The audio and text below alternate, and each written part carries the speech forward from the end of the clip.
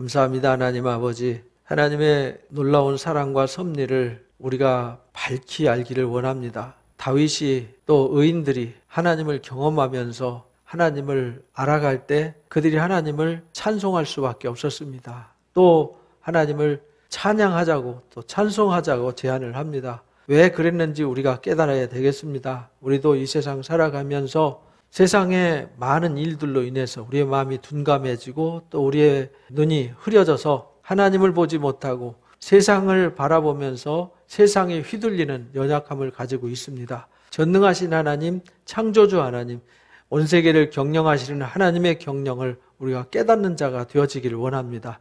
우리를 위해서 일하시는 하나님의 사랑, 우리를 위해서 열심을 내시는 하나님의 열심 앞에 부끄럽지 않은 자가 되도록 도와주시기를 기도합니다. 하나님, 우리를 도와주시고 우리와 함께 하셔서 당신의 영광을 우리를 통하여 나타내시기를 원하셔서 일하시는데 우리가 하나님 앞에 그렇게 하나님의 영광을 위해 쓰여지도록 마음을 하나님 앞에 드릴 수 있게 하여 주옵소서. 우리 삶을 하나님 앞에 맡겨 드릴 수 있게 해주셔서 하늘 뜻이 이 땅에 다 실현될 때에 우리는 그 역사의 주인공이 되도록 하나님의 영광의 하나님 거룩한 도구로 쓰여지도록 인도해 주시기를 기도합니다. 시편의 말씀을 통해서 그 소중한 하나님의 사랑과 섭리를 깨닫고 하나님의 경영을 깨닫는 은혜의 시간이 되게 해 주옵소서. 성령 하나님 이 시간도 주장하시고 이끌어 주시기를 예수님의 이름으로 기도합나이다. 아멘. 우리가 시편 공부하면서 그냥 막연하게 읽으면 밑도 끝도 없어요. 150편이죠. 150편을 읽으면서 읽다 보면 내가 어디쯤 읽었는지 뭐 읽었는지 기억이 안 나거든요. 그래서 항상 각 장별로 또는 권별로 하나님이 우리에게 말씀해 주시고자 하는 것을 그들을 통해서 분리해서 우리한테 이렇게 보여주셨거든요. 그러니까 우리가 그거를 이해하면은 시편이 아주 유익하고 쉽게 이해할 수 있어요. 그런데 그냥 숲속에 빠져버리면은 도무지 이해하기 어려운 것이 시편입니다. 잠언도 그렇죠. 잠언도 그렇고 시편도 그렇고 지혜 문서들이 어렵습니다. 역사는 이렇게 흘러가는 역사 이야기니까 좀 어려워도 배우면 이해가 되는데 시편은 같은 시를 쫙 연결해 놓은 거라서 그렇습니다. 그래서 상황을 잘 이해해야 되는데 오늘 공부해야 될 18편은 사무엘하 22장에 나오는 얘기거든요. 사무엘은 다윗의 이야기잖아요. 근데 다윗이 모든 일을 할 때 다윗이 싸운 게 아니라 누가 싸워주셨냐면 하나님이 싸워주셨어요. 다윗은 무슨 일을 했느냐? 하나님을 제일로 사랑하고 하나님을 경외하고 하나님을 경배하는 일만 한 거예요. 하나님의 말씀을 지키고 순종하는 일만 했어요. 그러면 누가 일하시냐? 하나님이 다윗의 위에 함께하시고 앞장서셔서 일하시는 거죠. 오늘 새벽에 히스기야 얘기도 우리가 그런 얘기잖아요. 히스기야가 아수르 사람들과 아무것도 한 거 없어요. 그냥 하나님 경외함으로 하나님 앞에 엎드려 기도하고 매달린 거 외에는 한 게 없어요. 근데 하나님이 아수르 18만 5천 명 싸워서 이겨주시잖아요. 지금 다윗도 그랬단 말이에요. 다윗이 사울 왕과 싸워서 이긴 게 아니에요. 죽일 수 있었는데도 죽이지 않았잖아요. 이미 사울 왕을 스스로 목을 베고 권력을 차지할 수 있는데 그렇게 하지 않았어요. 왜냐하면 다윗이 하는 그 일은 하나님의 예정 가운데 하나님이 하시는 일이기 때문에 그래요.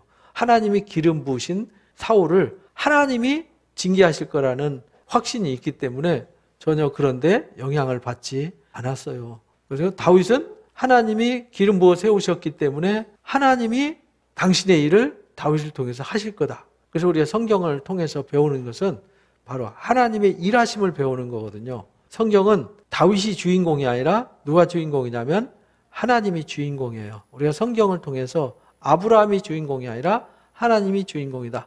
이삭이 주인공이 아니고 야곱이 주인공이 아니라 하나님이 주인공이라는 사실을 잊어버리면 안 됩니다. 시편 얘기가 다 그 얘기예요. 그래서 각 장별로 하나님이 일하심을 알 수 있어야 된다. 그래서 1편, 2편이 시편 전체의 서론에 해당한다라는 것을 우리가 배웠어요. 1편은 복 있는 사람이 어떤 사람인지, 2편은 하나님이 이 세상 통치자여 주관자임을, 그리고 하나님이 그래서 이 땅에 주관자이신 메시아를 이 땅에 보내셔서 하나님의 역사를 이루실 것을 예고하셨다 그랬잖아요. 그래서 이제 3편에 압살롬이 다윗을 괴롭히고 힘들게 할 때 다윗이 어떻게 하나님께 나아갔는지 그걸 이제 기록한 거죠. 그 상황 속에서 저녁의 시, 아침의 시 4편, 5편 우리가 배웠고요. 6편은 하나님 앞에 회개의 시 공부했고, 사울 왕이 쫓아올 때 다윗이 어떻게 하나님 앞에 엎드리고 하나님께서 어떻게 해주시기를 바랬는지 7편에 기록을 했어요. 근데 8편에도 하나님이 창조하신 자연 만물과 하나님의 경영, 메시아의 경영을 들을 수 있었고요. 그 다음에 이제 9편, 10편에 감사의 시였잖아요. 감사의 시인데 그 감사가 어디서 나오냐면 내적인 거와 외적인 거. 9편은 내적인 거, 10편은 외적인 거라고 그렇게 말씀을 우리가 나눴어요. 그런 상황을 이해하면 10편이 혼란을 일으킬 필요가 없잖아요. 그죠? 그 다음에 이제 11편에 불의한 사람들의 이야기잖아요. 11, 12, 13, 14편까지 전부 다 하나님이 없다라고 말하는 사람들의 이야기잖아요. 하나님을 대적하는 사람들이 하나님의 사람을 괴롭히는데 그 불의한 일, 하나님이 없다고 하는 사람들, 또 하나님을 부인하고 하나님을 떠나게 하려고 하는 이 나쁜 사람들의 상황 속에서 어떻게 대처해 나가야 되는지, 그리고 13편 같은 경우에는 어떻게 하면은 이 사망의 잠에서 깨어나게 할까라는 안타까움이 담겨져 있어요. 왜냐하면 오랜 시간 동안 엎드려 기도했는데 아무 일도 일어나지 않았어요. 답답하죠. 언제까지입니까? 우리가 언제까지 기다려야 됩니까? 안타까움도 있었잖아요. 14편에는 하나님이 없다고 하는 사람들 이야기, 12편에는 야, 너 하나님 부인하고 떠나. 왜 그러고 하나님도 아무것도 안 해주시잖아 라고 조롱하는 이야기. 그런 상황 속에서도 하나님 앞에 어떻게 기도하고 어떻게 매달리고 하나님이 어떻게 성령의 감동으로 일하시는지를 가르쳐 주셨어요. 그리고 15편 우리가 배웠듯이 어떤 사람이 주의 장막에 거할 자격이 있는가 가르쳐 주셨고요. 16편, 17편은 다윗의 금원시라고 그랬잖아요. 어떤 불의한 상황과 환경 속에서도 다윗은 하나님만을 신뢰해요. 절대 이방 사람들처럼 불의라든지 우상을 숭배하지 않고 하나님 앞에 부르짖어 매달릴 때 하나님을 존중하고 하나님을 경외하고 하나님 말씀을 붙들어요. 그럼 하나님이 싸워서 이겨주실 것을 기대하는 이야기였단 말이에요. 그래서 오늘 18편 이야기가 이제 결론에 해당하는 거죠. 결론. 사무엘하 22장에 다윗이 많은 아픔을 겪고 나서 승리하고 나서 승리의 시에, 쉽게 말하면 승리의 찬송시, 어떻게 승리하셨는지 그 승리의 상황 속에서 어떻게 하나님 앞에 나아갔는지를 말씀해 주시는 거예요. 근데 다윗한테 하나님은 어떤 존재였냐면 18편 1절에 아주 간단하게 결론을 내려줘요. 하나님은 나의 힘이 되세요. 나의 힘이 되신 여호와여, 이렇게 말하는 거예요. 내가 주님을 사랑합니다. 이게 결론이에요. 사실은 밑에는 다 부연 설명입니다. 그러니까 우리도 하나님 앞에 이런 고백이 있어야 되죠. 근데 고백이 그냥 고백이 아니잖아요. 다윗의 그 많은 아픈 삶을 30세 왕으로 세워지기까지 아픔이 있었잖아요. 10대 후반에 하나님 부르심 받아가지고 기름 부음 받은 후에 골리앗 사건으로 영광 받고 팍 하다가 사울한테 미움 받아가지고 도망다니는 세월, 10년이 넘는 긴 세월 동안에 다윗이 참 곤고했어요. 그죠? 힘들었어요. 그런데 그 상황 속에서 다윗에게 힘이 되는 건 인가가 아니었어요. 오늘 그 시편 146편의 말씀, 묵상의 말씀 보내드렸었죠. 우리가 사람을 의지하고 이사야서 2장 말씀처럼 코에 호흡이 있는 인생을 의지하지 말라는 거죠. 의지할 가치가 없다는 거예요. 왜냐하면 다윗이 기댈 수 있는 사람 없어요. 친구도 친척도 나중에 친구들까지 다 배신하잖아요. 자식까지 배신하잖아요. 아무도 기대고 의지할 곳이 없었어요. 장인이든 누구든 주변에 전후 좌우 상하 다 살펴도 다윗에게 힘이 되시는 분은 누구밖에 없어요? 여호와 하나님밖에 없어요. 왜? 세상은 다 변하고 소멸되어지고 사라져버리고 변질돼도 하나님은 한결같이 변하지 않아요. 영원해요. 그래서 하나님만을 의지하게 되는 거죠. 그래서 다윗에게 유일한 힘은 누구냐? 하나님이셨어요. 그걸 고백하는 거죠. 그래서 어떻게 힘이 됐냐면 하나님은 반석이에요. 변하지 않아요. 요새예요. 요새니까 보호해 주는 거죠. 변하지 않아요. 울타리 되어주세요. 요새라는 건 이 높은 위치에 있어서 나를 보호해 주는 거잖아요. 적군들로부터. 요새예요. 그리고 어떤 상황 속에서 나를 건져주세요. 그 다윗이 사울한테 포위당해도 도간에 든 쥐 같은 상황이 돼도 하나님이 거기서도 건져주세요. 그리고 나의 하나님이세요. 다윗은 하나님이 나의 하나님이세요. 이게 이제 중요한 거죠. 하나님은 나의 하나님. 세상 어떤 것도 나에게 신은 없어요. 하나님만이 신이에요. 이런 중심이 살아있어야 되는 것이죠. 그리고 내가 그 안에 피할 나의 바위이다. 나의 하나님이신데 그 하나님이 내가 유일하게 피할 피난처가 되세요. 그리고 거기가 나를 보호해 주시는 바위가 되세요.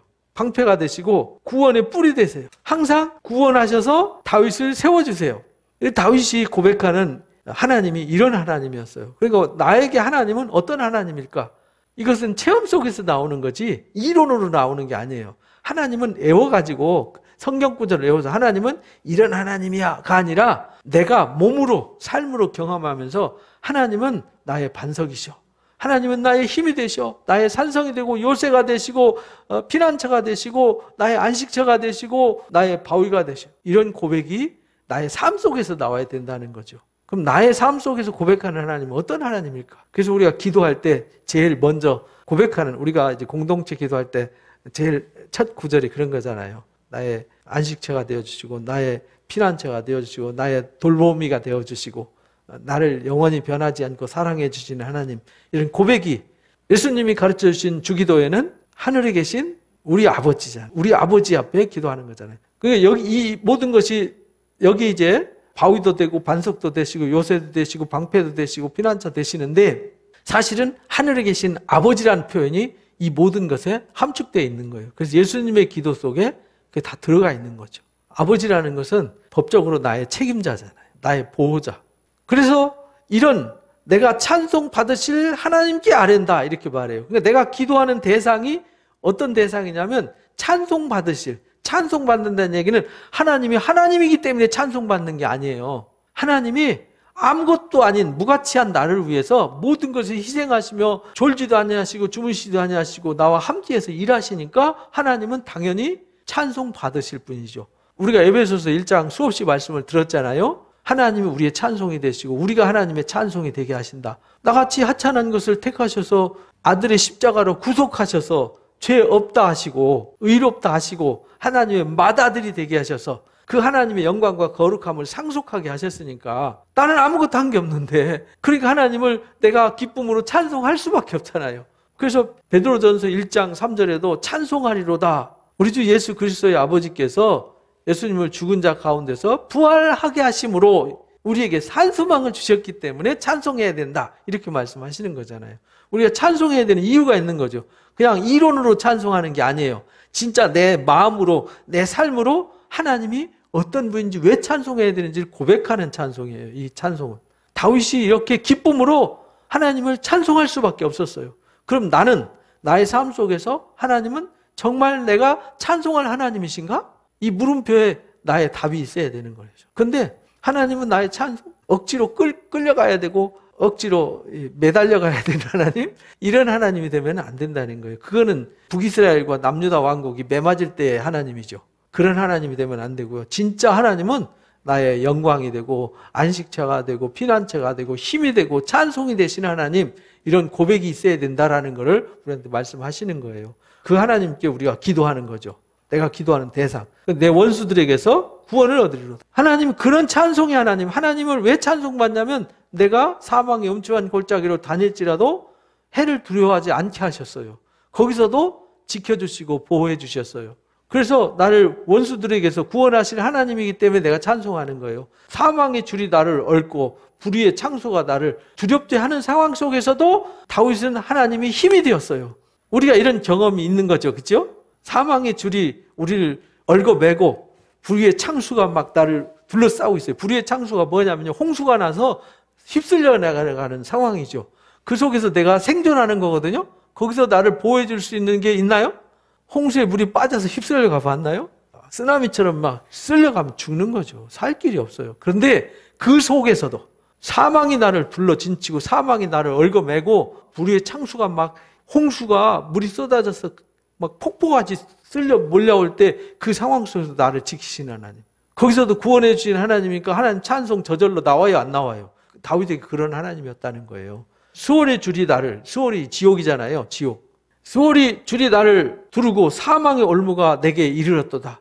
그런데 그 상황 속에서 다윗을 지키신 하나님, 그 속에서 피난처가 되신 하나님, 방패가 되신 하나님, 힘이 되신 하나님, 내가 환난 중에서 그런 상황 속에서 여호와께 아뢰며 나의 하나님께 부르짖었더니, 다윗이 그런 상황 속에 처해 있는 거죠. 우리가 다윗이 처한 상황을 우리도 사실은 경험하면서 살잖아요. 아픔 많이 겪으면서 살죠. 그죠? 누구는 어떤 청년이 그러더라고요. 이런 거 공부하고 나니까 고민이 있어요. 왜요? 저는요, 삶이 너무 평안하고, 굳이 뭐가 필요한 것도 아니고, 어떤 의지가 필요한 것도 아니고, 어떤 도움이 필요한 것도 아니고, 늘 필요한 게 다 있고, 굳이 매달려서 부르짖을 필요도 없고, 참, 저 하나님을 이렇게 부르짖어서 왜 부르짖지? 왜 찾아야 되지? 이래서 고민이에요. 이러더라고요. 삶이 평탄해서 고민이라고. 편안하고 따뜻할 때 감사해야 된다. 그 감사가 정말 하나님이 나한테 이렇게 감사를 주신 것에 대해서 너무 눈물겹게 감사해야 되는데 왜? 내 삶의 주변에는 너무나도 불행한 사람이 많고 너무나도 고통받는데 하나님이 나는 이렇게 평안한 길로 이끌어 주시니 얼마나 감사하냐. 근데 그 감사를 잃어버리면 정말 고난이 왔을 때 정말 무너진다. 근데 그런 사람들 많아요. 그죠? 환난 속에서 막 사망의 줄이 나를 얽어매고 불의의 창수가 나를 막 쓸어 내려보내려고 하고 줄이 나를 두르고 사망의 올무가 내게 이르는 상황, 이런 상황에 있는 사람이 있는가 하면 그냥 평탄한 사람이 있어요. 근데 다윗은 이런 환난의 태풍 속에 있는 거죠. 그 속에 부르짖었더니 그가 성전에서 내 소리를 들으셨다. 그리고 내가 부르짖을 때 하나님이 내 소리를 다 들으셨다는 거예요. 그래서 이 땅에 하나님이 들으시고 어떻게 일하시냐면 그렇게 부르짖었더니 땅이 진동하고 산들의 터가 요동했다. 이 말은 실제 땅이 막 진동하고 산이 요동하는 건 아니거든요. 영적인 이야기죠. 영적인 하나님이 그렇게 눈에 보이지 않는 하나님이 그렇게 땅을 진동하고 산의 터들이 요동할 정도로 하나님이 무섭게 일하셨다라는 것을 고백하는 거예요. 그 진노로 말미암아 그렇게 되었다. 그의 코에서 연기가 나고 입에서 불이 나왔다. 입에서 하나님 불이 막 쏟아져 나오고 하나님 눈에서 막 불이 쏟아져 나오고 코에서 막 연기가 나오고 이런 상황이 전제되었다는 거예요. 다윗이 부르짖었더니 환난 속에서. 이건 누구만 알 수 있는 거죠? 다윗만 알 수 있는 거예요. 환난 속에서 기도할 때 하나님이 이런 걸 경험하면요 짜릿하거든요. 진짜 소름이 돋아요. 하나님이 일하심을 경험하면요 나는 도저히 희망이 없어요. 절망의 늪 속에서 진짜 지옥 바닥에 떨어져 있는 상황인데 하나님이 일하셔서 이 상황을 역전시켜 주실 때 그 짜릿함은요 말로 형용할 수가 없어요.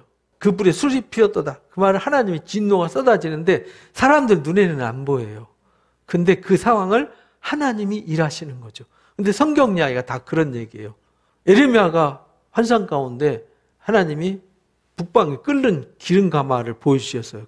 큰 가마솥을 보여주셨는데 거기에 막 기름이 부글부글 끓고 있어요. 근데 이게 북방에서 기울어져요. 북쪽에서 기울어진다고. 그게 무슨 얘기냐면 바벨론을 통해서 하나님이 진노를 쏟아부으실 것을 보여주신 거거든요. 근데 예레미야만 보이잖아요. 그러니까 그 쏟아지는 거 보니까 쏟아지면 다 타 죽잖아요. 그러니까 그 상황 속에서 예레미야는 가슴이 타들어가니까 눈물의 선지자라 그래요. 예레미야서 9장에 보면 누가 내 머리에다 물로 좀 채워줬으면 좋겠다. 눈물이 다 말라버렸어요. 울어도 불어도 외쳐도 아무도 미동하지 않으니까. 왜? 안 보이잖아요. 안 느껴지잖아요. 사실은 마지막 때 하나님이 이 땅을 노아 때에 물로 심판한 것처럼 불로 심판하기 위해서 간수하신 바가 되었다. 이렇게 말씀하시잖아요. 사실은 이 땅이 그런 무시무시한 마지막 7 대접이 쏟아지는 재앙이 예비되어 있는 거거든요. 근데 그거는 영적으로 아는 사람만 아는 거죠. 그 상황이 다윗에겐 보여진 거죠. 느껴지고. 우리가 그걸 보고 느낄 수 있는 영적인 감각이 살아있어야 되는 거죠. 그 감각이 죽어 있으면요. 세상만 보이는 거죠. 세상 사는 게 힘들고 피곤하고 세상 사는 게 재밌어 보이고 나도 저렇게 살아봤으면 좋겠고 세상이 부럽고 막 이렇게 되는 거잖아요. 그러니까 이스라엘 백성들이 부패하고 타락할 수밖에 없었던 거예요. 그러나 다윗은 따뜻하고 편한 곳이 아니라 어디를 가든지 사막에 아무것도 의지할 것 없는 광야 한복판에 하늘 쳐다봤자 별밖에 반짝이는 것이 없는 낮에 뜨거운 태양빛에 피할 곳이 없는 그런 곳에서도 하나님을 경험했다 이 말입니다. 그래서 거기서 부르짖었더니 하나님이 진노 가운데 다윗을 위해서 일하셨어요. 다윗을 위해서 싸워주셨어요. 우리가 이런 하나님을 경험해야 되는 거거든요. 그가 하늘에서 들이우고 강림하셔가지고요. 발 아래는 어두캄캄했다. 이 말은 하나님이 진노가 임했다는 말이에요. 하나님은 구름을 타고 날아다니세요. 바람 날개를 타고 높이 솟아오르셨다. 하나님이 바람 타고 다니시면서 그룹 타고 다니시면서 그룹이 이제 하나님이 들어 쓰시는 천사들이잖아요. 그룹을 통해서 하나님 불같이 막 역사하신다. 이런 하나님을 고백하는 거예요. 그가 흑암을 그의 숨은 곳으로 삼으시고 장막같이 자기를 두르게 하시며 곧 물의 흑암과 공중의 빽빽한 구름으로 그렇게 하신다. 하나님이 천하를 호령하면서 막 입에서 불이 나오고 코에서 막 연기가 나오면서 무시무시하게 땅이 진동하고 흔들리도록, 산이 막 흔들리도록 일하신다. 그런데 다윗이 눈에는 그렇게 보였어요. 그렇게 해서 블레셋을 징계하고 사울을 징계하고 하나님이 다윗을 통해서 일하심을 보게 하세요. 그 앞에 광채로 말미암아 빽빽한 구름이 지나며 우박과 숯불이 내리는도다. 이게 다윗이 감동, 성령의 감동으로 하나님이 일하심을 이렇게 감동으로 표현한 거죠. 실제 하나님이 코에서 연기가 나오나요? 하나님 입에서 불이 나와요? 진짜 그래서 하나님 입에서 불이 나온다고 또 이단 놈들은 또 이제 막 입에서 불이 나온다. 그 말씀이 불이라고 막 이렇게 떠들이 이제 은유적으로 막 이렇게 해석하는 이상한 사람들이 있는데 그런 뜻이 아니고요. 하나님의 진노를 그렇게 다윗이 성령의 감동으로 표현을 한 것이죠. 그러니까 성경을 아무데나 갖다가 문자로 찢어 붙여가지고 해석하는 것이 아니라는 겁니다. 이건 시잖아요, 시. 여러분들이 기분 좋으면은 태양이 나를 보고 웃고 꽃들도 나를 보고 웃는다 그러는데 해가 웃어요? 이글이글 타는 가스가? 꽃이 왜 웃어요? 미친 거지. 이파리가 한들한들 흔들리니까 제가 나를 반가워서 손을 흔드네 하면서 시를 썼어요. 그러면 이 나뭇이파리가 나 환영해주고 손 흔들어요? 그거 이제 그렇게 감동을 쓴 것이지 실제 그렇다는 게 아니잖아요. 시는 은유를 쓰는 거지 실제 현실을 쓰는 게 아니잖아요. 하나님이 실제 눈으로 보여서 막 바람 타고 날아다니면서 무슨 손오공도 아니고 그렇게 일하시는 분이 아니잖아요. 그러니까 우리가 그걸 잘 이해를 하셔야 된단 말이에요. 여호와께서 하늘에서 우레소리 내시고요. 천둥소리 냈다 이 말이에요. 지존하신 이가 음성을 내리시며 우박과 숯불을 내리셔서 그를 징계했다. 근데 사울 왕이 하나님 숯불 쏟아가지고 번개를 쳐서 죽은 게 아니잖아요. 누구한테 죽었어요? 블레셋 사람들이 칼에 맞아서 죽었잖아요. 근데 안 죽으니까 스스로 자결해서 아말렉 청년이 마지막 생을 마감시켜서 죽었잖아요. 근데 그거를 하나님이 그렇게 하셨다라고 다윗은 이렇게 고백을 한 거예요. 그의 화살을 날려 그들을 흩으셨다. 많은 번개로 그들을 깨뜨리셨다. 어떻게 했더니 내가 환난 속에서 기도했더니 사망이 나를 얽어매고요. 불의의 창수가 지옥의 올무가 나를 기다리고 있고요. 사망이 나를 둘러 진치고 역사할 때 도저히 나는 피할 길이 없고 의지할 곳이 없을 때 하나님이 나의 힘이 되셨어요. 나의 구원이 되셨어요. 나의 피할 반석이 되셨어요. 나의 방패가 되셨어요. 나의 하나님이 되셨어요. 그 하나님 앞에 부르짖었더니 하나님이 이렇게 무서운 모습으로 급하게 놀랍도록 역사하셔서 나를 위해서 싸워주셨더라 이 말이잖아요. 그죠? 이럴 때에 여호와의 꾸지람과 콧짐으로 말미암아 물빛이 드러나고 세상의 터가 다 나타났다. 그 세상이 미천이 다 드러났다는 거예요. 하나님이 그렇게 일하셔서 결국은 사울 왕이 자기가 자기 권력으로 힘으로 블레셋 사람들이 자기 힘으로 자기 권력으로 자기 세계를 막 세워가려고 온갖 수단과 방법을 동원해서 성을 쌓고 자기 울타리를 만들어도 하나님이 건불처럼 다 날려버렸다라는 거예요. 그가 높은 곳에서 손을 펴사 나를 붙잡아 주셨다. 많은 물에서 나를 건져내셨다. 불의의 창수에서 나를 건져 올리셨다. 진짜 영적으로 다윗이 그런 사망의 물결이 둘러 진치고 사방을 돌아봐도 의지할 곳 없고 피할 길 없는 상황 속에 하나님이 다윗의 하나님이 되셔서 거기서 쏙 뽑아내 주셨다. 이런 말이죠. 우리도 하나님이 그런 하나님이라는 거죠. 우리 그런 하나님. 근데 다윗이 오늘 기도했더니 내일 와서 당장 이렇게 한 게 아니고 아침 먹고 기도했더니 점심 때 와서 그런 게 아니라 그 시간이 10년도 걸렸다 이 말이에요. 20년도 걸렸다는 뜻입니다. 아브라함이 기도했더니 25년 걸렸어요. 이삭 씨 하나 주는데 25년 걸렸다고요. 야곱이 기도하는데 20년 기도해서 고향으로 돌아왔어요. 이삭이 20년 기도해서 쌍둥이를 낳았어요. 야곱과 에서를. 우리가 기도하는 것은요 그냥 하루 이틀 만에 한두 해 만에 되는 일은 아니에요. 급할 때는 하나님이 당장도 일하시죠. 그러나 하나님이 나를 과정을 통해서 그렇게 만들어 가신다. 다윗이 훌륭한 그런 왕으로 세워지기까지 많은 시간이 필요했어요. 다윗이 왕이 된 지 40년 왕했잖아요. 그 왕이 되어서도 번영을 누렸지만 헤브론에서 7년 왕할 때는요, 예루살렘에서 33년 왕했잖아요. 그 왕이 돼서 10년, 20년 할 때는 잘 됐어요. 그런데 말년에 코피 터져가지고 아이들이 다 커가지고, 그죠? 아이들이 다 커서 압살롬이 반역할 때까지니까 세월이 20년, 30년 흐른 거잖아요. 막판에 반역을 하고 다시 회복하기까지 너무나도 많은 시간이 흘렀고요. 아픔을 겪었어요. 우리가 이 땅에 나그네 세월 주님 앞에 갈 때까지 이스라엘 백성들은 광야 40년을 겪어야 했어요. 그러니까 우리가 이 땅 사는 것은 하루 이틀 사는 게 아니에요. 다윗이 이거 하루 이틀 만에 경험해서 쓴 시가 아니라고요. 그 많은 세월 속에서 그 사망의 수렁에서 건진받은 그 나를 회상하면서 쓴 시란 말이에요. 어제 있었던 일을 쓴 게 아니라고요. 수십 년 겪고 쓴 시라는 거죠. 나를 강한 원수와 미워하는 자에게서 건지셨어요. 사망의 깊은 물속에서 건지셨고요. 원수의 손에서 건져주셨어요. 만의 물에서 나를 건지셨다. 강한 손에서 나를 건지셨고 그렇게 하셨다. 왜냐하면 그들이 나보다 힘이 셌기 때문이다. 다윗이 도망다닌 것은 다윗보다 그들의 힘이 셌기 때문에 다윗이 도망간 거지. 다윗이 힘이 있으면 왜 도망가겠어요? 그렇잖아요. 우리도 왜 환난을 겪겠어요? 우리보다 더 강한 존재가 있기 때문에 그런 거 아니에요. 우리가 강한 것을 이길 수 있으면 다스리면 되지. 우리가 왜 넘어지고 무너지고 깨지겠어요? 우리보다 강한 자들이 있으니까 그런 거지. 사도 바울은 우리의 싸움이 혈과 육에 대한 싸움이 아니라고 그랬잖아요. 고린도후서 10장에 보면, 그죠? 에베소서 6장에서도 우리의 싸움은 혈과 육에 대한 싸움이 아니다. 정사와 권세와 어둠의 주관자들과의 싸움이기 때문에 우리 힘으로는 싸워 이길 수 없어요. 근데 하나님 주신 권세는 무너뜨리는 권세가 아니라 무슨 권세냐면 살리고 세우는 권세다라고 고린도후서 10장에서 가르쳐 주셨어요. 그러니까 우리보다 강한 것이 있어서 우리가 하나님 앞에 부르짖고 나의 힘이 되신 여호와여라고 우리가 부르짖어 기도하는 것이죠.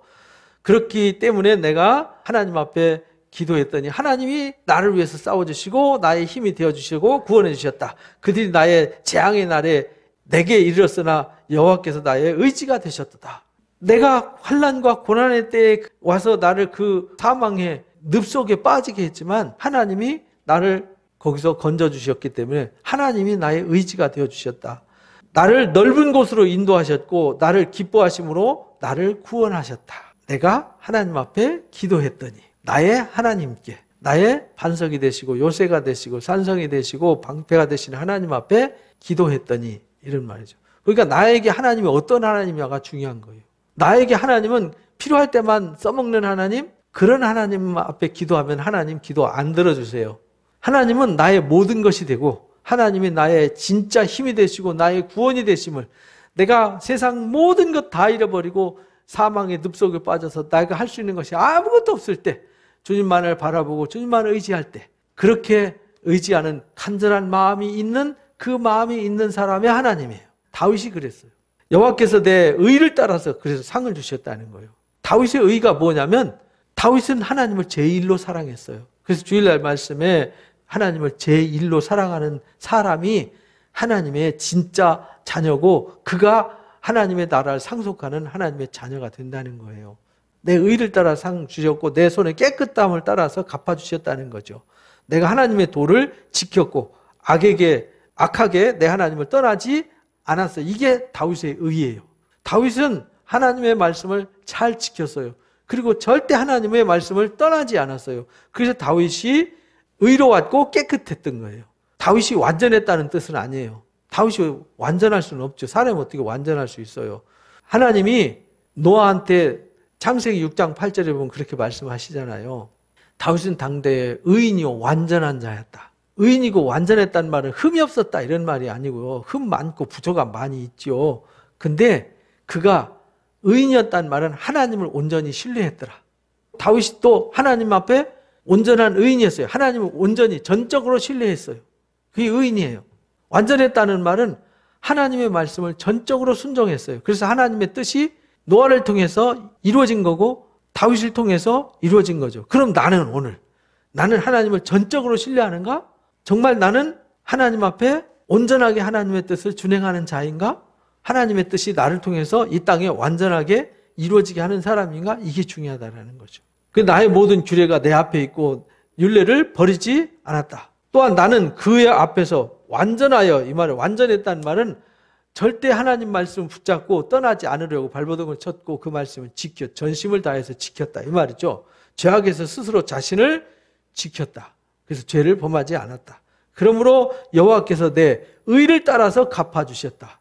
그의 목전에서 내 손에 깨끗한 만큼 갚아주셨다. 그래서 다윗이 깨끗하지 않을 때 깨끗한 만큼 갚아주셔서 우리 아내 밧세바 사건과 우리아를 전쟁터에 나가서 죽게 함으로 또 하나님이 갚아주셨잖아요. 환난으로, 아픔으로. 또 다윗이 계수를 해가지고 마지막 사무엘하 24장에 계수를 해가지고 혼나잖아요. 그런 얘기가 그 얘기예요. 다윗이 그 이전에 사울 왕에게 피난당할 때는 정말 하나님만 의지하고 죄질 기회도 없었고요. 그래서 고난 속에서 하나님 앞에 더 온전했어요. 근데 다윗이 언제 죄를 범했느냐? 따뜻하고 평안할 때. 이 사실은 고난이 그래서 우리한테 때로는 유익하다는 거예요.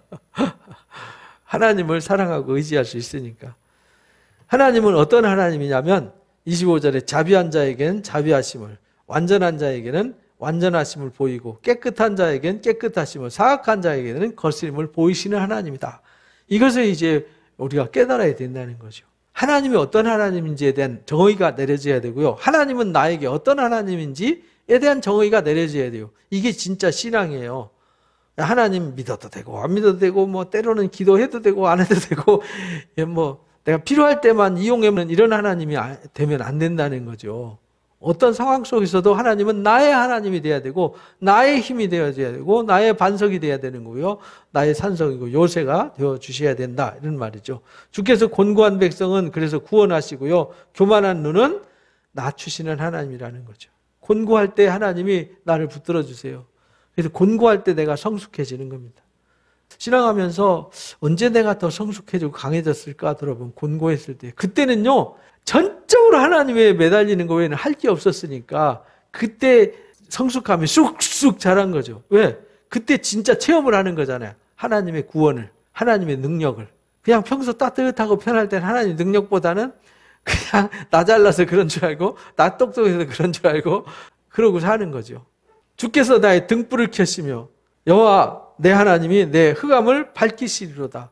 그래서 곤고할 때, 암담하고 아주 깜깜할 때 하나님이 나에게 빛이 되어주셨어요. 쉽게 말하면 갈 길을 열어주셨어요. 그 시편 119편에 나오잖아요. 97절부터 105절까지 보면은 하나님이 우리에게 지혜가 되어주셔서 우리에게 말씀의 지혜를 주셨어요. 원수보다 강하게 하고 스승보다 뛰어나게 하시고 백발 노인보다 뛰어나게 하셨어요. 하나님 말씀이 가장 뛰어나기 때문에 하나님 말씀으로 살기로 결단하잖아요. 그래서 주의 말씀이 내 발에 등이 되고 내 길에 빛이 된다고 고백을 해요. 지금 그 얘기거든요. 캄캄함 속에 아무것도 안 보여요. 내 앞으로 어떻게 될지 모르겠어요. 암담하죠. 그 상황 속에서 하나님이 나의 빛이 되어주신다. 나의 희망이 되어주시고 소망이 되어주신다는 거예요. 우리가 하나님을 전적으로 붙잡고 매달리고 하나님이 나의 힘이 되도록 할 때, 그때 비로소 하나님이 나를 위해서 일하시는 거예요. 오늘 새벽에 히스기야처럼. 히스기야가 아무것도 할 수 없습니다. 임산한 여인처럼 해산을 임박했는데 힘이 없어서 애를 못 낳습니다. 할 수 있는 게 아무것도 없습니다. 너무나도 그렇잖아요. 해산 고통이 일어났는데 애 낳을 힘이 없어서 그 고통을 부르짖기만 하고 어떻게 해야 될지 모르는 그 나약함 속에서 하나님 앞에 그 랍사게가 보낸 편지 앞에 비웃고 조롱하는 편지를 놓고 엎드려 기도할 때 하나님이 18만 5천을 그냥 하루아침에 그냥 나 성장으로 만들어 보시잖아요. 분명히 말씀하셨잖아요. 내가 한다. 내가 싸운다. 내가 너를 위해서 일한다. 라고 선언을 하셨잖아요. 오늘날 우리도 하나님이 나를 위해서 일하고 싶은데 내가 다 해버리니까 하나님이 할 일이 없잖아요. 여러분들은 하나님이 일하시게 하는 사람 되시기 바랍니다. 내가 다 하고 하나님 피곤하신데 쉬세요. 제가 알아서 할게요. 우리 인간 그러고 살아요. 그죠? 하나님 죄송한데, 죄송하게 하나님 이런 것까지, 제가 이거는 제가 알아서 할게요. 하나님 쉬세요. 아니요. 지극히 작은 일도 저는 무능합니다. 약합니다. 부족합니다. 하나님이 이 일을 해주세요. 하나님이 도와주세요라는 의지가 있어야 되는 거죠. 우리는 너무 잘났어. 너무 똑똑해. 그래서 문제인 거예요. 그것을 성경에 교만하다 이렇게 말하는. 교만은 낮추시고 하나님이 곤고한 자는 구원하신다라는 걸 잊어버리면 안 됩니다. 내가 주를 의지하고 적군을 향해 달리며 내 하나님을 의지하고 담을 뛰어넘나이다. 정말 도저히 길이 없는 상황 속에 가서 부딪히면 겨란이 바위를 치듯이 힘이 없이 가지만 물맷돌 하나로 골리앗을 넘어뜨리듯이 하나님이 싸워 이기게 해주셨다는 거예요. 왜? 하나님의 도는 완전하기 때문에. 여호와의 말씀은 순수하고 자기를 피하는 모든 자에게 뭐가 되시니까? 방패가 되시니까 하나님의 말씀 믿고 하나님 믿고 담대하게 나가는 것이죠. 그래서 여호와 외에 누가 하나님이며 우리 하나님 외에 누가 반석이냐? 너무나도 당당하게 외치는 거 아닙니까? 하나님 외에 누가 하나님이야? 막 이렇게. 우리 하나님 외에 누가 반석이야? 내가 기대고 의지할 곳 어디 있어? 없어. 이 상황 속에서 나를 붙들어주고 나를 여기서 건져줄 존재가 세상 천지 어디 있어? 우리 하나님 외에는 없어! 라는 단호한 선언이죠. 이 하나님이 힘으로 내게 띠띠우시고 내 길을 완전하게 하셨다. 힘으로 띠띠워줘서, 그래서 이사야서 40편에 그런 말씀하시잖아요.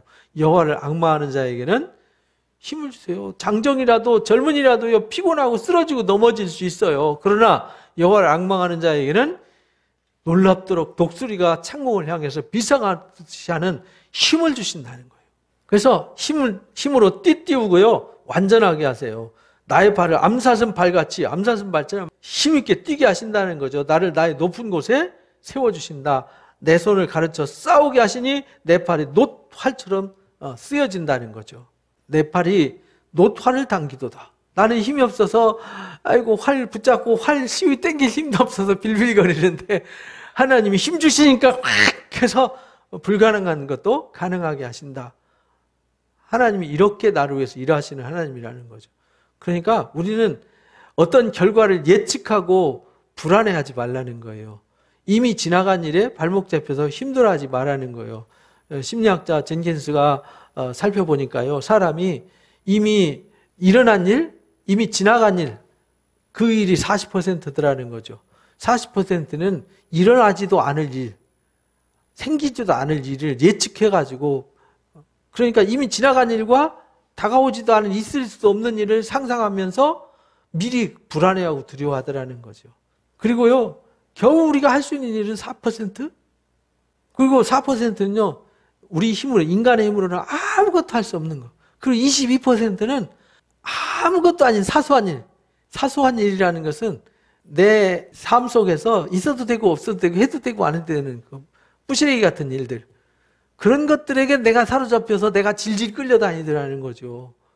그러니까 우리는요, 내가 할 수 있는 일, 오늘을 누리면서 사는 거예요. 오늘 신바람 나게 살아가는 거예요. 그런데 오늘이 쌓이고 쌓이고 쌓여서 어느 날 보면 하나님이 일하셨음을 보게 되는 거예요.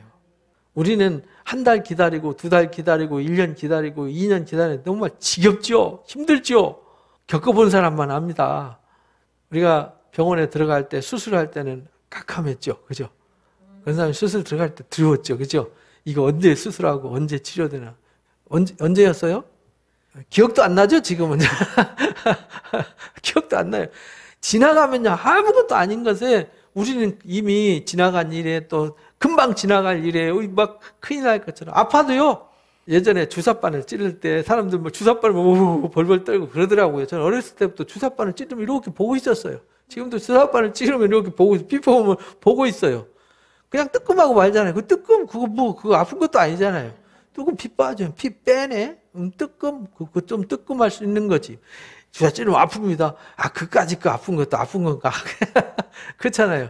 근데 제가 너무 많이 맞아서 아픔이라는 거를 정말 엉덩이 헐도록 맞아보기도 했거든요. 학창시절에 선배들한테. 그때는 왜 그렇게 팼는지 몰라. 많이 맞아봐서 아픔을 많이 겪어봐서 까짓거 그거 막대기로 한 대 콕 때리고 찔리는 그런 건 아픔도 아니죠. 근데 하나님이 힘 주시면요, 그 모든 것이 아무것도 아닌 것이 되는 거예요. 하나님이 내 손을 가르쳐서 싸우게 하세요. 하게 하세요. 감당하게 하세요. 그러니까 미리 다가오지도 않은 일, 이미 존재하지도 않는 일, 사소한 일에 얽매여서 둘러싸여서 그 늪 속에서 헤매지 말고 우리는 오늘 누리시는 거예요. 왜냐하면 오늘 뭐 일확천금 있다고 해서 누리고 아무것도 없다고 해서 못 누리는 건 아니에요. 단돈 100원, 1000원 가지고 너는 신나게 누릴 수 있고요. 일확천금을 가지고 너는 근심 속에서 얽매여서 지옥의 삶을 살 수 있는 거예요. 그러니까 오늘 하나님 주신 힘을 가지고 오늘 어떻게 하면 즐겁게 살까? 오늘 어떻게 하면 신바람나 살까? 이것만 연구하시기 바랍니다. 주께서 주의 구원을 하는 방패로 내게 주시며 주의 오른손이 나를 붙들어 주시고 온유함으로 나를 크게 하셨습니다. 내 걸음을 넓게 하셨고 실족하지 않게 해주셨어요. 하나님 나를 실족하지 않게 하고요. 내가 그들을 쳐서 능히 일어나지 못하게 하려니 그들이 내 발 아래서 엎드러지리로다. 하나님이 그렇게 하셨다는 거죠. 주께서 나를 전쟁하게 하려고 능력으로 내게 띠띠우셨어요. 일어나서 나를 치는 자들에게 치는 자들 굴복하게 하셨어요. 그러니까 다윗이 약해서 아무것도 할 수 없지만 거기서 구원하시고 새 힘을 주셨어요. 능력을 주셔서 그 일을 하게 하셨어요. 그 일을 뛰어넘게 하셨어요. 나는 할 수 없는데 하나님이 나를 통해서 일하셨다는 거예요. 나를 붙들고 일하셨다는 거예요. 내가 하나님의 활이 되게 하셨다는 거예요. 하나님의 칼이 되게 하셨어요. 주께서 내 원수들에게 등을 내게로 향하게 하시고 나를 미워하는 자들을 내가 끊어버리게 하셨습니다. 그래서 하나님이 원수들이 놀래가지고 등을 보이게, 원수들이 얼굴을 향해서 나한테 오는 게 아니라 놀라서 도망가게 만드셨다는 거예요. 끊어버리게 하셨다. 그들이 부르짖으나 그들을 구원할 자가 없었어요. 왜? 그들은 신이 없으니까. 그들이 신이 있지만 나무에 불과하고 돌멩이에 불과했어요. 여호와께 부르짖어도 그들에게 대답하지 않으셨다. 그러니까 가짜 하나님 앞에, 왜냐하면 사울도 하나님 앞에 기도했잖아요. 아하스 왕도 하나님 앞에 기도했죠. 호세아도 기도했어요. 근데 나라 망했잖아요.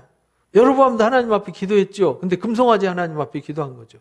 하나님이라는 이름은 다 똑같아요. 전 세계 누구나 다 하나님을 하나님이라고 그러잖아요. 아랍 사람들도 알라라고 그러잖아요. 알라도 하나님이에요. 우리는 야훼 하나님이고 여호와 하나님이죠. 우리 이름으로 하나님이죠. 근데 똑같은 하나님이지만 존재론적인 하나님은 똑같다고 생각하지만 인식하는 하나님은 다르다는 거예요.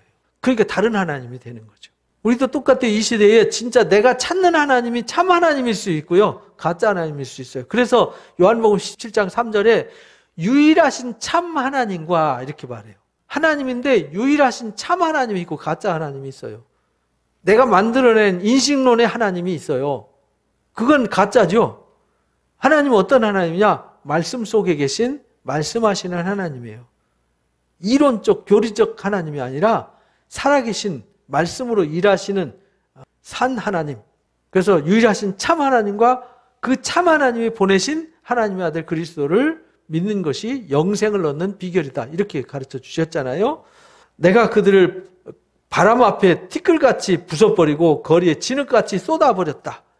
다윗이 이길 수 있었고 감당할 수 있었던 것은 하나님이 해주셨어요. 그래서 다윗이 12지파를 통합할 수 있었고 주변 나라를 다 교통정리할 수 있었어요. 아브라함에게 언약하신 언약을 이룰 수 있었어요. 주께서 나를 백성의 다툼에서 건지시고 여러 민족의 으뜸으로 삼으셨어요. 내가 알지 못하는 백성이 나를 섬기게 했어요. 그래서 주변에 아람 족속들, 에돔, 모압, 암몬, 블레셋 다 다윗에 섬기고 조공을 바치게 하셨어요. 그건 누가 했냐? 다윗이 한 게 아니라는 거예요. 다윗은 그렇게 할 수 있는 힘이 없었어요. 하나님이 힘을 주시고 그렇게 되게 하셨다는 거예요. 요셉이 애굽 왕으로부터 총리의 권한을 받아가지고 그 대단한 권세와 능력을 행사한 것은 요셉이 잘나서 그렇게 된 게 아니에요. 하나님이 그렇게 하신 거지. 히스기야 왕이 잘나서 18만 5천명 물리친 게 아니라는 거죠. 내가 그들이 내 소문을 들은 즉시로 내게 청종하며 이방인들이 내게 복종. 하나님이 그렇게 다윗 앞에 무릎 꿇게 하셨다. 근데 신명기 28장 1절에 그렇게 말씀하셨어요. 너희가 하나님의 말씀을 청종하면, 순종하면, 이 말씀을 듣고 이 말씀을 지켜 행하면 여러 민족 중에서 가장 뛰어난 민족이 되게 하겠다. 들어가도 복을 받고 나가도 복을 받게 하고 머리가 될지언정 꼬리가 되지 않게 하고 꾸어줄지언정 꾸는 자가 되지 않게 하고 적군이 한 길로 치러왔다가 7갈래로 도망가게 하고 이렇게 하나님이 가르쳐 주셨잖아요. 그 말씀대로 된 거죠. 이방 자손들이 세잔하며 견고한 곳에 떨며 나오게 하신다. 여호와는 살아계신 하나님이라는 것을 고백해요. 나의 반석을 찬송하며 내 구원의 하나님을 높일지로다. 그러니까 다윗이 경험한 결론이 뭐냐? 1절에서 나의 힘이 되신 여호와여 말하듯이 여기 46절에서도 여호와는 살아계시고 나의 반석이니까 내가 찬송 안 할 수 없어요. 왜? 하나님이 다윗의 삶을 이렇게 경영해 주셨으니까. 싸워주시고 사망의 늪 속에서 건져주셨어요. 나의 구원의 하나님이 되셨어요. 그러니까 구원의 하나님을 높일 수밖에. 이 하나님이 나를 위해서 싸워주시고 보복해 주셨다는 말은 싸워주시고 민족들이 내게 복종하게 해주셨어요. 다윗이 이렇게 승리할 수 있고 이렇게 하나님 앞에 설 수 있었던 것은 다윗이 한 게 아니에요. 하나님이 하셨어요. 우리도요, 내 인생 사는 거 돌아보면 누가 하셨어요? 그걸 인식하고 아는 사람. 그러니까 인식이 중요한 거예요. 하나님이 나를 위해서 일하셨고 나와 함께 하셨고 하나님이 일을 이루어 주셨다는 인식이 내 의식 속에 살아있어서 진짜 하나님이 나의 찬송이 되고 나의 힘이 된다고 가슴으로 고백할 수 있는, 머리로 고백하는 게 아니라 가슴으로 고백하는 이 고백이 있는 신앙, 이게 살아있는 신앙이라는 거예요. 주께서 나를 내 원수에게서 구조하시니 주께서 나를 대적하는 자 위에 나를 높이 드셨어요. 나를 포악한 자에게서 건지셨습니다. 그러니 어찌 찬양 안 할 수 있겠습니까? 여호와여, 이름으로 내가 이방 나라 중에서 주께 감사하며 주의 이름을 찬송할 수밖에 없습니다. 라는 고백. 그러니까 우리 삶에 내가 그런 감사의 고백이 있어야 되잖아요. 그래서 시편 136편에 여호와께 감사하라, 그 인자하심이 영원하기 때문이다. 하나님이 우리를 구원하시고 우리에서 일하시고 천하 만물 모든 것들도 하나님 앞에 감사하라는 거예요. 왜? 그 인자하심이 영원하기 때문이다라고. 끝절까지 여호와께 감사하라, 여호와께 감사하라, 여호와께 감사하라. 왜 감사하냐, 왜 감사하냐. 감사의 이유는 그 인자하심이 영원하기 때문이다. 여호와께서 그 왕에게 큰 구원을 주시며 기름 부음 받은 자에게 인자를 베푸시며 영원토록 누구에게? 다윗과 그 후손에게로다. 다윗이 그렇게 했기 때문에 다윗 후손들한테 하나님 은혜를 베푸신 하나님. 다윗은 지금 그동안까지 일해오신 하나님 앞에 찬송할 수밖에 없었고 지금도 찬송할 수밖에 없고 이 후대에게도 하나님이 찬송이 될 수밖에 없는 하나님이라는 것을 고백하는 게 승전시예요. 야, 너무 멋있죠? 이 18편은요, 읽으면 읽을수록 다윗이 왜 하나님을 찬송하게 됐는지 그 상황을 전개하잖아요. 하나님 앞에 그 찬송이 되신 하나님 앞에 부르짖어 기도했더니 내가 사망의 그 굴레 속에 갇혀 있을 때, 지옥 바닥에 떨어졌을 때 불의의 창수가 나를 휩쓸어서 정말 나를 함몰시키려고 할 때 그때 하나님 앞에 부르짖어 기도했더니 하나님 막 입에서 불이 나오고 막 코에서 연기가 나오고 막 구름을 타시고 바람날개를 다시고 날아다니시면서 싸우셔서 이겨주셨고 하나님이 다윗을 들어서 힘을 주시고 능력 주셔서 감당케 하시고 그 원수 대적들이 다 등을 보이고 도망가게 만들고 그 앞에 굴복하고 다윗 앞에 엎드리게 만들었다는 거죠. 그래서 다윗은 아무것도 한 거 없는데 하나님 이렇게 싸워주셨으니 내가 어찌 하나님을 찬송하지 않을 수 있겠습니까? 그래서 하나님을 찬양하라, 하나님을 찬양해야 된다. 이 하나님 어찌 찬양하지 않을 수 있느냐. 호흡 있는 자들은 모두 하나님을 찬양해라. 그냥 찬양하라고 하는 게 아니에요. 하나님의 이 놀라운 능력과 은혜와 구원을 경험하면 가슴이 뛰는 거죠. 찬송 안 할 수가 없어요. 그 기쁨으로. 그래서 다윗이 언약궤를 모시고 올 때 춤을 추면서 진짜 하체가 다 드러나도록 얼마나 춤을 췄으면, 옛날엔 드레스 입었잖아요. 여러분들이 원피스 입고 이 발목까지 내리는 원피스를 입었는데 얼마나 춤췄으면 엉덩이가 드러날 때까지 춤을 췄겠어요. 그럴 정도로 덩실덩실 춤을 추는 이 다윗의 마음, 우리가 그렇게 하나님을 기뻐하고 즐거워해야 된다. 이게 하나님을 제일로 사랑하는 거잖아요. 여러분, 사랑하는 사람 앞에서는 재롱 많이 떨지 않습니까? 무슨 짓인지 다 하잖아요. 사랑하면 막 애교도 부리고 막 이렇게 하지 않습니까? 우리가 하나님 앞에 그런 애교도 부리고 그 하나님을 즐거워하고 찬송을 해야 된다는 거죠. 이게 승전시예요. 오늘 20편까지 하려고 그랬는데 이 18편이 막 하다 보니까 다 끝나버렸네, 시간이. 19편, 20편, 21편까지 또 여기에 아주 기막힌 감동이 담겨져 있어요. 19편에 우주 하나님의 창조의 섭리를 찬양하고 말씀의 그 섭리를 찬양하는 시, 또 20편에 왕이 나갈 때 승전을 기원하는 시, 또 21편에 승전하고 와서 감사하는 시, 뭐 이런 게 쓰여 있거든요. 22편에 메시아 고난의 시라 그러죠. 그 환란 속에서 엎드려져 막 매달려 부르짖어 기도하는 기도의 시가 22편이에요. 그래서 이제 23편에 우리 너무나도 잘 아는 여호와는 나의 목자시니 고백하는 시가 나오잖아요. 시편을 쭉 읽어가면요, 한 편 한 편 속에 주제가 있기 때문에 자동으로 외워지는 거예요. 여러분들이 오늘 18편은 이 방점을 찍었어요. 하나님이 왜 다윗에게 피할 바위요 산성이 요새가 되시고 힘이 되셨는지 이걸 고백했는데 왜 고백했는지를 우리가 알아야 되잖아요. 그죠? 우리도 그렇게 알고 고백하는 신앙으로 세워지시기를 주님의 이름으로 축복합니다.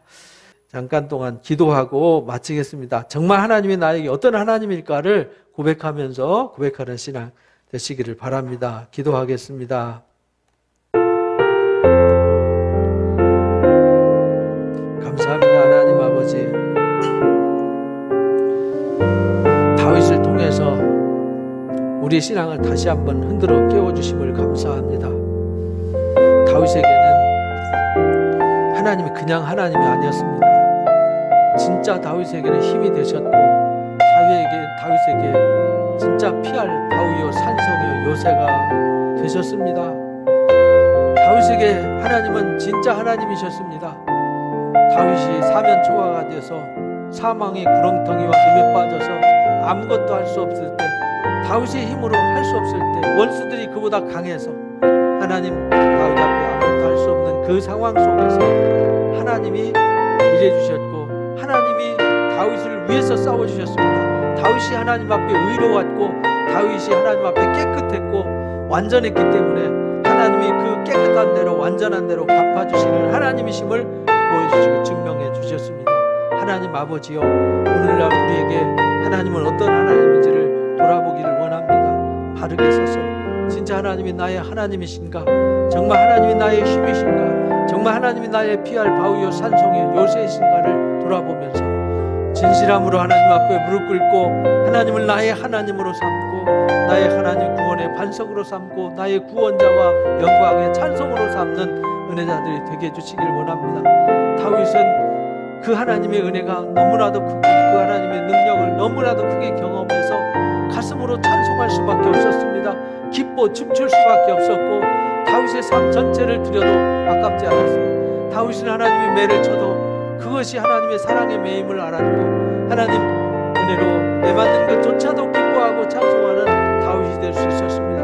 하나님 아버지여, 오늘날 우리도 그런 하나님을 경험하고 깨달을 수 있도록 은혜를 더하셔서 하나님 뜨겁게 가슴으로 찬송하며 하나님을 신뢰하고 의지하며 하나님이 나와 함께 하실 수밖에 없고 도와줄 수밖에 없고 영광의 찬송이 될 수밖에 없도록 하나님 경험하는 은혜가 우리 삶에 함께하도록 역사하시고 주관하여 주옵소서. 오늘도 함께해 주심을 감사합니다.